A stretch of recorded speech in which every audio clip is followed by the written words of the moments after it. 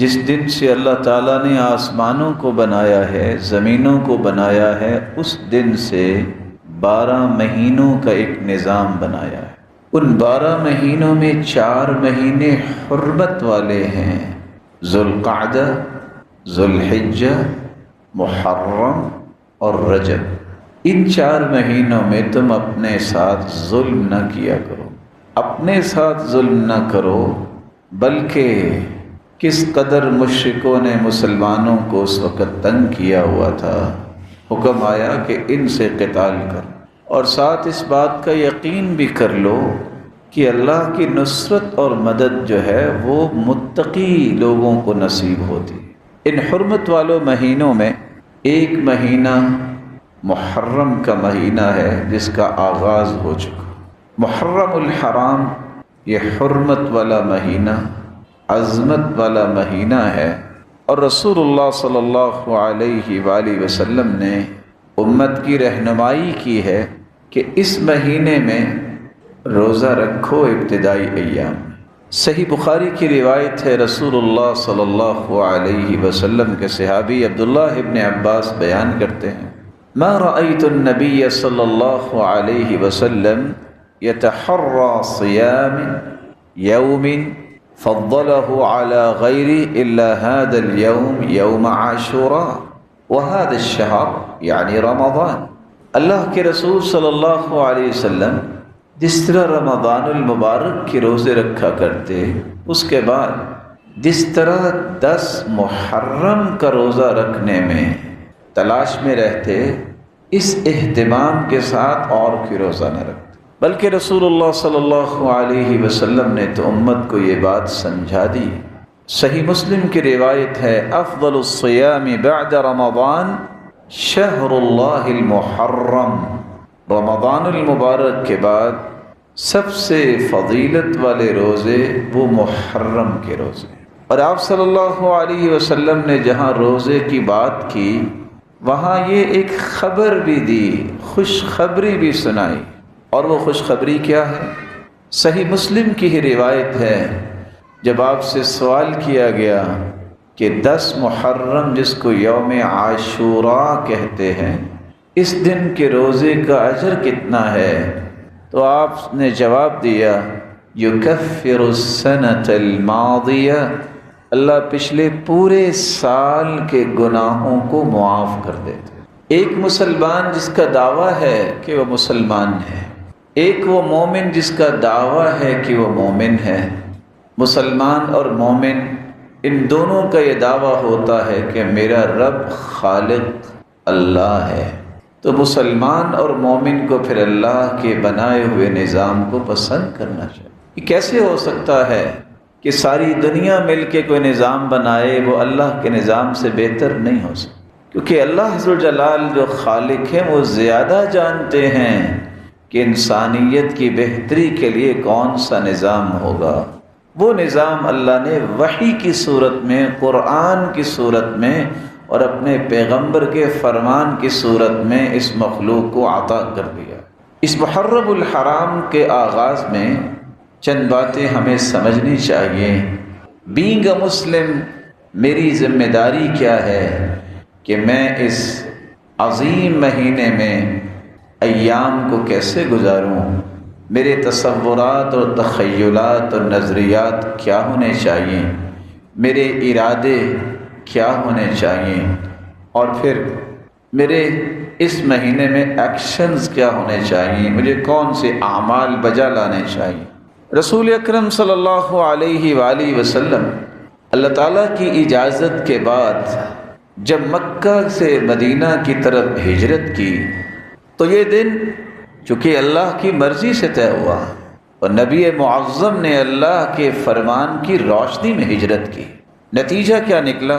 جن کو اللہ کے رسول سے سچی محبت تھی، انہوں نے اس بات کو پسند کیا، اور اسلامی سال کا پہلا مہینہ وہ محرم قرار دیا گیا۔ سیدنا ابو موسیٰ اشعری رضی اللہ تعالی عنہ، انہی کی توجہ دلانے پر سیدنا عمر رضی اللہ تعالی عنہ نے پھر سیدنا علی رضی اللہ تعالی عنہ سے مشورہ کیا کہ آپ صلی اللہ علیہ وآلہ وسلم نے جس سال ہجرت کی ہے اور اسلامی ریاست مدینہ میں قائم کی ہے، تو جس دن آپ صلی اللہ علیہ وسلم کی ہجرت ہوئی اور آپ صلی اللہ علیہ وآلہ وسلم مدینہ پہنچے، تو ہم اسی سے ہی اپنے اسلامی سال کا آغاز کیا کریں۔ چنانچہ ذوالحجہ میں یہ ہجرت ہوئی، مدینہ میں آ کے جو پہلا چاند طلوع ہوا اسلامی ریاست کے اندر، وہ محرم کا چاند تھا۔ اس دن سے مسلمانوں نے یہ نظام ہی پسند کیا کہ محرم الحرام سے اسلامی سال کا آغاز ہو۔ اور ایک مسلمان کو یہ بات سمجھنی چاہیے کہ اگر ہم مسلمان ہیں تو پھر اسلام نے نظام تو دیا ہے جس کو قمری نظام کہتے ہیں۔ اور کیوں اسلام نے یہ نظام دیا ہے؟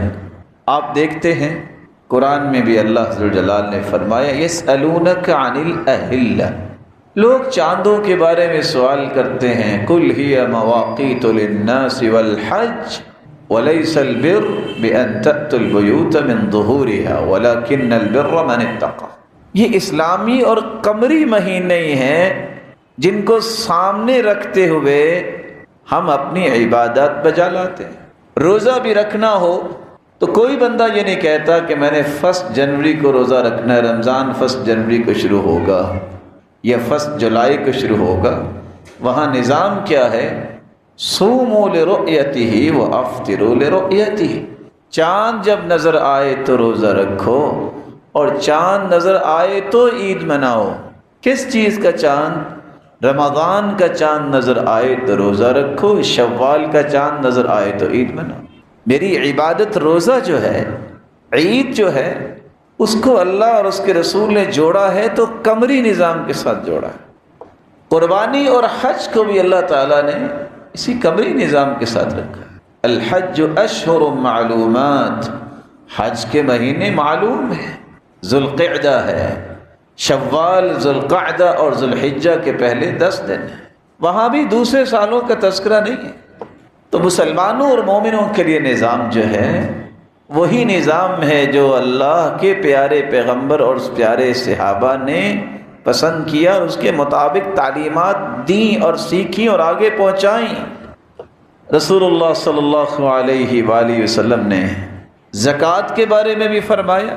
سنن ابی داود کی روایت ہے وَلَيْسَ فِي مَالٍ زَكَاةٌ حَتَّى يَحُولَ عَلَيْهِ الْحَوْلُ، کسی بھی چیز میں مال میں زکوٰۃ نہیں جب تک سال نہ گزر جائے۔ سال کون سا نہ گزر جائے؟ جو اسلامی سال۔ یہ میں پہلے بھی بیان کر چکا ہوں اور اپنے بہی خواہوں سے دوبارہ بیان کیے دیتا ہوں کہ حتی یحول علیہ الحول، سال جب تک نہ گزر جائے زکوٰۃ نہیں ہوتی سونے اور چاندی میں اور مال میں۔ یہ کون سا سال ہے؟ کوئی بھائی مسلمان اگر بھول کے کہے میں تو جولائی میں زکوٰۃ دوں گا، میں تو جنوری میں زکوٰۃ دوں گا، یہ بھی ایک تاریخوں میں تاریخ ہے، چل رہی ہے، مسلمانوں کو مجبوراً اڈاپٹ کرنی پڑی ہے۔ لیکن شرعی مسائل میں تبدیلی نہیں ہوتی میرے محترم۔ اگر آپ جنوری فروری کے حساب سے زکوٰۃ دیں گے تو 365 دنوں کا یہ سال بنے گا، لیکن اگر اسلامی سال کو آپ دیکھیں گے تو 354 دنوں کا یا 55 دنوں کا سال بنے گا۔ آپ نہ چاہتے ہوئے لاشعوری میں پہلی صف میں نماز پڑھنے والے بھی اگر ہیں، تہجد گزار بھی ہیں، ذکر و اذکار کرنے والے ہیں، ہر سال 10 سے 11 یا 9 دنوں کی زکوٰۃ نہیں دیں گے کیونکہ آپ نے نظام غلط اختیار کیا۔ یہ 9 اور 10 دن کی زکوٰۃ جو ہے انسان لاشعوری میں اس کا چور بن جائے، یہ کتنی بہت بڑی بات ہوگی، اور ہے بھی بندہ نیک۔ تو زکوٰۃ کا سسٹم بھی اللہ تعالیٰ نے اسلامی سال کے ساتھ لگایا۔ رسول اللہ صلی اللہ علیہ وآلہ وسلم نے صدقہ فطر کا بھی حکم دیا ہے، تو یہ نہیں کہا جنوری میں دے دو، سال کا شروع ہے۔ کب صدقہ فطر دینا ہے؟ جب شوال کا چاند نظر آ گیا ہے، صبح کی نماز کے بعد عیدگاہ جانے سے پہلے پہلے دو، یا 2 دن پہلے بھی دے سکتے ہو جیسے صحابہ دیا کرتے۔ تو صدقہ فطر کا تعلق بھی اسی کے ساتھ۔ رسول اللہ صلی اللہ علیہ وآلہ وسلم نے جہاں افضل ترین ایام کا تذکرہ کیا ہے وہاں یہ نہیں فرمایا کہ گرمیوں کی چھٹیوں کا موقع ہے تو کاغان کے چکر لگا لو، یہ افضل ترین دن ہیں۔ وہاں فرمایا افضل ایام الدنیا ایام العشر، ذوالحجہ کے پہلے 10 دن افضل ہیں۔ وہاں بھی اسی نظام کے ساتھ مسلمانوں کو جوڑا۔ مسلمانوں کو جہاں 83 سال 4 مہینوں کی عبادت سے زیادہ اجر و ثواب کی خوشخبری سنائی گئی ہے، تو بھی کون سا مہینہ ہے کہ لیلۃ القدر رمضان میں آتی ہے؟ وہاں کوئی اگست اور دسمبر کی چھٹیوں کی بات نہیں ہے میرے محترم، وہ رمضان کی بات ہے۔ اسلامی نظام جو ہے وہ رمضان، شوال، یہ مہینے اسلامی سال کے ہیں۔ جو لیلۃ القدر کی رات کو عبادت کرتا ہے، جو رمضان میں ہوتی ہے، جو بڑی ہی بابرکت رات ہے، اللہ ذوالجلال سے 83 سال 4 مہینوں سے زیادہ عبادت کا اجر و ثواب نصیب فرمائے۔ رسول اللہ صلی اللہ علیہ وآلہ وسلم نے اس لیے فرمایا تھا کہ افضل ایام الدنیا، دنیا کے بہترین دنوں میں سے ایک دن قربانی کا دن بھی ہے، یہ بھی اسلامی سال کے 10 ذی الحجہ ہے، ثم یوم القر، پھر 11 ذی الحجہ ہے۔ ان ساری احادیث سے میں بتانا یہ چاہتا ہوں کہ مسلمان کو اپنی تاریخ نہیں بھولنی چاہیے، حقائق کو مسخ نہیں کرنا چاہیے، اس نظام کی عظمت کو پہچانا جائے۔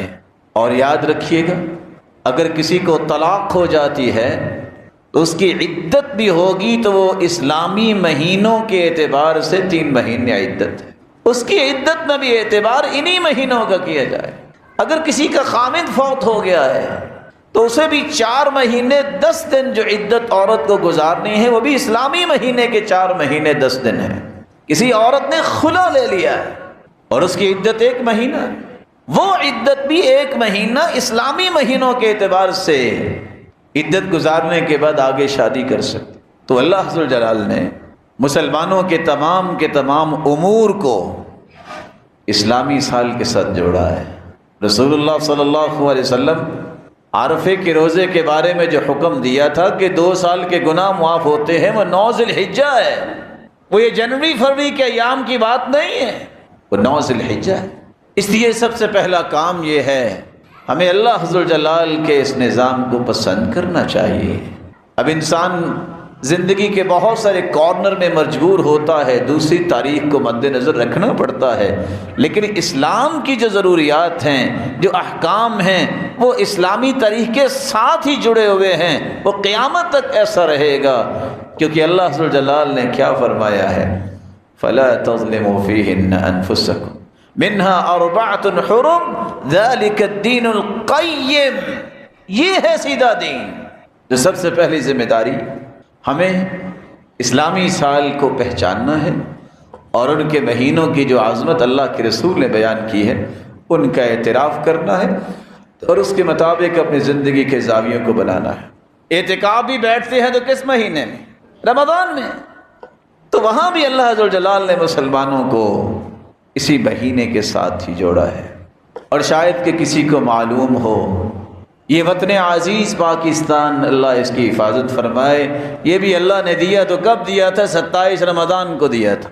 اور تعجب یہ ہے کہ لوگ، کوئی حرج نہیں، کہنے والے ہی کہتے ہیں، تو یہ خوشی تو 27 رمضان کو منانی چاہیے تھی۔ کیسے؟ سجدے کر کے، اللہ کی عبادت کر کے، کیونکہ اگر یہ اسلامی ریاست ہے اور بلا شبہ یہ ایک اسلامی ریاست ہے تو پھر اس کی خوشیوں کا معیار تو وہی ہوگا جو اسلام نے دیا ہے۔ اللہ کے رسول نے مکہ جب فتح کیا، اللہ ذوالجلال نے ان کو یہ انعام دیا، تو اللہ کے رسول نے کیسے اس کی خوشی منائی تھی؟ اللہ کے رسول صلی اللہ علیہ وسلم نے اللہ کی توحید کو خالص کیا، بیت اللہ میں سجدے کیے، لوگوں کو معاف کیا، ظلم سے روکنے کی ترغیب دی کہ ظلم کے قریب نہ آنا، کسی کے حقوق کو پامال کرنے سے روکا۔ یہ وہ اقدار ہیں جو انسان کو اپنانی چاہیے، جس سے قومیں زندہ ہوتی ہیں، جس سے نظریات ایسے بنتے ہیں جس سے قومیں کبھی گرتی نہیں۔ دوسری ذمہ داری جو اس مہینے میں ہے ہر مسلمان کی، یہ اللہ اور اس کے رسول کا دین ہماری طرح منتقل کیا تو کنہوں نے؟ ان پاک باز ہستیوں نے جن کو صحابہ کہتے ہیں۔ یہ اسلامی سال کا آغاز بھی کیا تو کس صحابی نے؟ سیدنا عمر رضی اللہ تعالی عنہ اور سیدنا علی رضی اللہ تعالی عنہما نے۔ حق یہ ہے کہ جن لوگوں نے دین ہم تک پہنچایا ہے، آج ان ہستیوں کی محبت اپنے دل میں پیدا کی جائے، آج ان ہستیوں کا ساتھ حاصل کرنے کے لیے دعائیں کی جائیں، آج ان نفوس قدسیہ کے نقش و قدم پہ چلنے کو اپنا وطیرہ بنایا جائے، آج ان نفوس قدسیہ کے ان لائنوں کو، جو لائنیں انہوں نے اللہ کے رسول سے سیکھی، انہی کی روشنی میں اپنی زندگی کے زاویوں کو بنایا جائے۔ رسول اللہ صلی اللہ علیہ وآلہ وسلم کی صحابی عمر رضی اللہ تعالیٰ عنہ کی ابھی بات آپ نے سنی۔ یہاں یہ رک کے ایک بہت بڑا مغالطہ بھی میں دور کرنا چاہوں گا۔ کچھ لوگ کہتے ہیں کہ اس وطن عزیز میں فلاں اسلام لے کے آیا، فلاں اسلام لے کے آیا۔ کبھی حقائق کی زندگی میں بھی وقت گزارا کریں۔ آپ صلی اللہ علیہ وسلم کے دنیا سے رحلت فرمانے کے بعد سیدنا ابو بکر صدیق رضی اللہ تعالی عنہ نے خلافت سنبھالی تھی، اور صدیق اکبر کی خلافت کے بعد سیدنا عمر رضی اللہ تعالی عنہ مسلمانوں کے خلیفہ بنے، اور اللہ ذو الجلال نے اس جیسا بہادر اس امت میں پیدا ہی نہیں کیا۔ سچ کہا تھا اللہ کے رسول نے، لو کان بعدی نبی لکان عمر، لوگوں میرے بعد اگر کوئی نبی ہوتا تو عمر ہوتا۔ سیدنا عمر رضی اللہ تعالی عنہ کی خلافت میں، یہ میں 15 ہجری کی بات کر رہا ہوں، 10 ہجری کو اللہ کے رسول اپنے رب کے پاس چلے گئے۔ عثمان بن ابی العاص الثقفی، جو عمر رضی اللہ تعالیٰ عنہ کی طرف سے بحرین اور عمان کے اس وقت گورنر تھے، اور ان کے بھائی حکم بن ابی العاص الثقفی، ان دونوں بھائیوں کو ذمہ داری دی 12 صحابہ کی قیادت میں وہاں سے یہ قافلہ سچا اور سچا دین پہنچانے کے لیے ہندوستان روانہ کیا گیا۔ اس وقت پاکستان تو الگ نہیں تھے، 47 میں الگ ہوا۔ یہ ہندوستان، یہ پورے کا پورا جو علاقہ تھا، یہ 12 صحابہ سیدنا عمر کے زمانے میں آئے۔ رسول اللہ صلی اللہ علیہ وسلم کے یہ پیارے صحابی، جن کی بیٹی سیدہ حفصہ رسول اللہ صلی اللہ علیہ وسلم کی زوجہ مطہرہ ہیں اور مومنوں کی ماں ہیں، جب یہ شہید ہوئے تو سیدنا عثمان رضی اللہ تعالی عنہ کی خلافت آئی۔ سیدنا عثمان رضی اللہ تعالی عنہ نے اس مشن کو گرنے نہیں دیا۔ مشن کیا ہے؟ وہ دین جو محمد مصطفیٰ لے کے آئے، اس کو دنیا کے کونے کونے تک پہنچانا ہے۔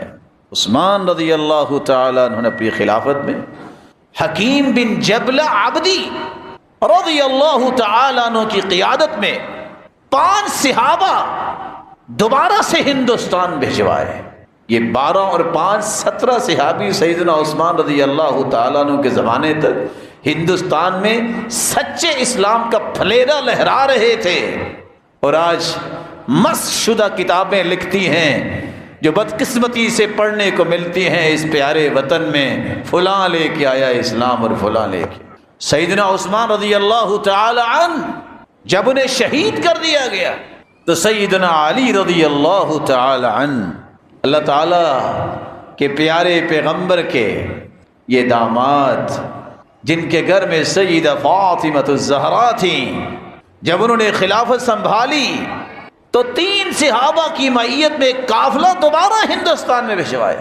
تو سیدنا علی رضی اللہ تعالی عنہ، ان کے زمانے میں بھی صحابہ یہاں تشریف لائے۔ سیدنا علی المرتضی رضی اللہ تعالی عنہ کو بھی شہید کر دیا گیا۔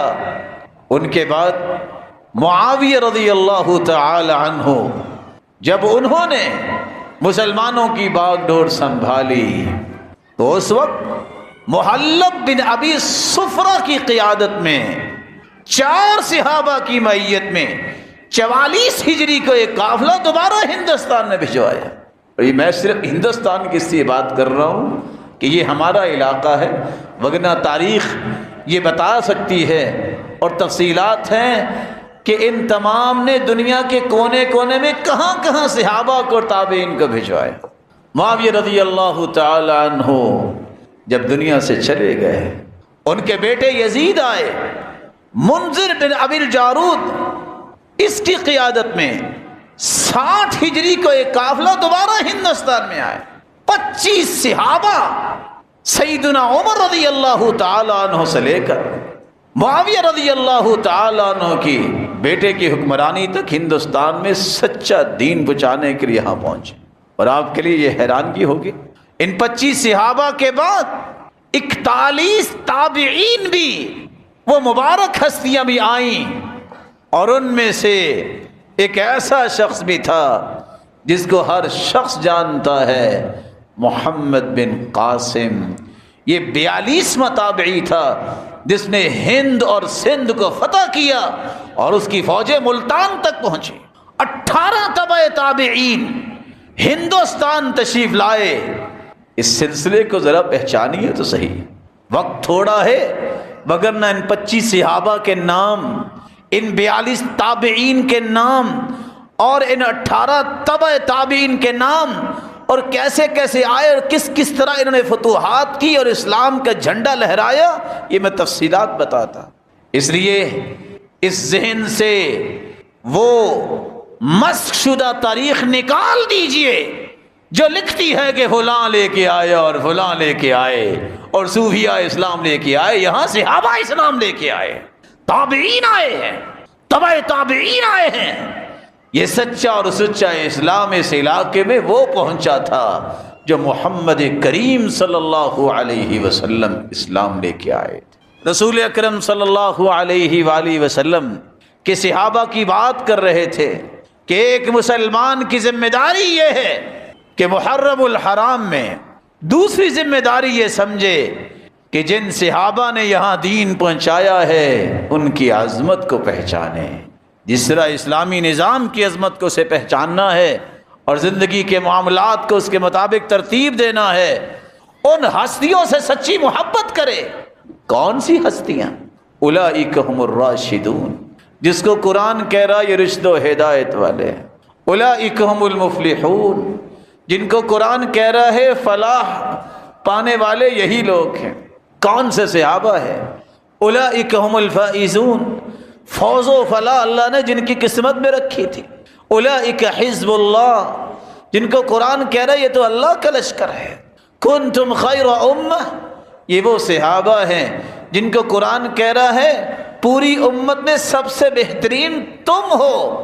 یہ کون سے صحابہ جن سے محبت ہر مسلمان کو ہونی چاہیے، جن کے بارے میں قرآن خود کہتا ہے رضی اللہ عنہم ورضوا عنہ، وہ اللہ سے راضی ہو گئے، اللہ ان سے راضی ہو گئے۔ تو اس محرم الحرام میں دوسری ذمہ داری ایک مسلمان کی یہ ہے کہ ان ہستیوں کے ساتھ محبت رکھے۔ رسول اللہ صلی اللہ علیہ وسلم کا فرمان ہے اگر کسی کو نبی سے سچی محبت ہے تو صحیح بخاری اور صحیح مسلم کی یہ روایت کو کبھی نہ بھولے، خیر القرون قرنی ثم الذین یلونہم ثم الذین یلونہم۔ لوگوں، کائنات میں سب سے بہترین ہستیاں وہ ہیں جو اس وقت میرے زمانے میں ہیں، صحابہ ہیں۔ ثم الذین یلونہم، پھر جو ان کے بعد آئیں گے تابعین، ثم الذین یلونہم، پھر جو ان کے بعد آئیں گے تبع تابعین۔ یہ وہ ہستیاں ہیں جن کو اللہ کے رسول صلی اللہ علیہ وسلم نے پوری کائنات سے اعلیٰ کہہ دیا۔ عبداللہ ابن مسعود رضی اللہ تعالیٰ عنہ کی بات آپ نے سنی ہوگی۔ اللہ تعالیٰ نے میدان عرفات میں کائنات کو پیدا کرنے سے پہلے قیامت تک آنے والی انسانیت کی روحوں کو بکھیر دیا، وعدہ لیا، الست بربکم، کیا میں تمہارا رب نہیں؟ قالوا بلا، سب نے کہا آپ ہمارے رب۔ عبداللہ بن مسعود کیا فرماتے ہیں؟ ان اللہ نظر فی قلوب العباد فوجد قلب محمد خیر قلوب العباد، اللہ نے پوری کائنات کے دلوں کو جھانکا، سب سے خوبصورت دل محمد مصطفیٰ کا پایا۔